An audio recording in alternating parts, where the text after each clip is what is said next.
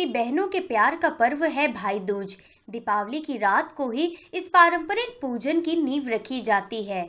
भाई बहनों के प्यार के इस अनोखे पर्व को वाराणसी में बड़े ही उत्साह के साथ मनाया जाता है। अपने अपने भाइयों को दीर्घायु बनाने के लिए विभिन्न तरीके से पूजन की परंपरा के निर्वहन के बाद बहनें भाइयों को गालियां देती हैं और इस गलती का पश्चाताप करते हुए अपने जीभ में कांटा चुभाकर क्षमा भी मांगती हैं। पूजा का अति प्राचीन इतिहास बताता है कि इस पूजन का प्रारंभ इस प्रकार किया जाता है। पूजा की शुरुआत शुद्ध माने गाय के गोबर से उस स्थान को लेपन करने के साथ किया जाता है। गाय के गोबर से ही यमराज, भाट और भाटिन के प्रतीक आकृतियों को बनाकर पूजा की शुरुआत कर दी जाती है। दीपावली के 2 दिन बाद गोवर्धन की पूजा की जाती है। इस पूजा में भाई की दीर्घायु के लिए कामना करती हैं सभी बहनें। दीपावली के दिन संध्या पूजन के साथ ही भाई दूज के पूजा की नींव रखी जाती है। इसी दिन रात्रि में घरों में बहनें अपने भाई के लिए भड़ेयर यानी कि मिट्टी के विशेष प्रकार का बर्तन भरती हैं और इसमें रखे गए चने और अन्य चीज़ें गोदना कूटने के समय पूजा में शामिल करती हैं। दीपावली की पूजा में गणेश लक्ष्मी जी के समक्ष भाई की दीर्घायु का संकल्प लिया जाता है। फिर इन्हीं सामग्रियों को लेकर भैया दूज के दिन बहनें एकत्रित होकर प्राचीन परंपरा का निर्वहन करते हुए गोवर्धन को साक्षी मान पूजा करती हैं। सदियों पुरानी इस परंपरा का बखूबी आज भी निर्वहन किया जाता है।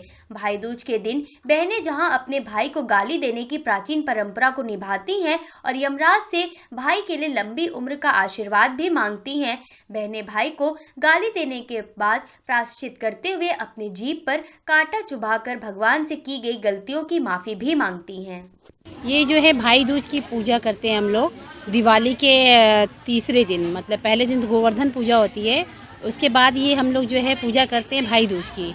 इसमें हम लोग चना कूटते हैं और चना कूट करके भाई को खिलाते हैं। इस पूजा में भाई की लंबी आयु के लिए हम लोग कामना करते हैं, इसीलिए पूजा करते हैं। महिलाएं जो है सुबह से व्रत रहती हैं और जब पूजा कर लेती हैं उसके बाद ही वो जो है अन्न का ग्रहण करती हैं।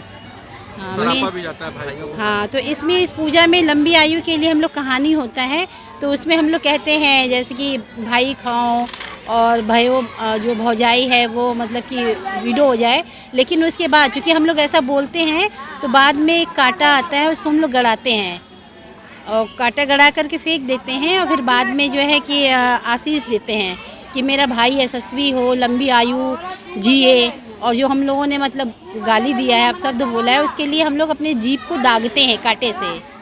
और ऐसी मान्यता है कि ऐसा करने से भाई लंबा की उम्र जो है वो दीर्घायु होता है। और भौजाइयों की 2 कथाएं होती है। दूज का मतलब है कि इसमें 2 कथा होता है भाई दूज में। ये बेसिकली दीपावली के 2 दिन बाद मनाया जाता है। इसे अन्नकूट महोत्सव के दूसरे दिन मनाया जाता है और ये भाइयों के लिए मान्यता है कि इस पूजा को करने से उनकी आयु लंबी होती है। और बेसिकली इसमें कहा जाता है कि अगर हम लोग भाइयों को श्रापते हैं, कर्ज करते हैं, तो इससे उनकी आयु लंबी होती है।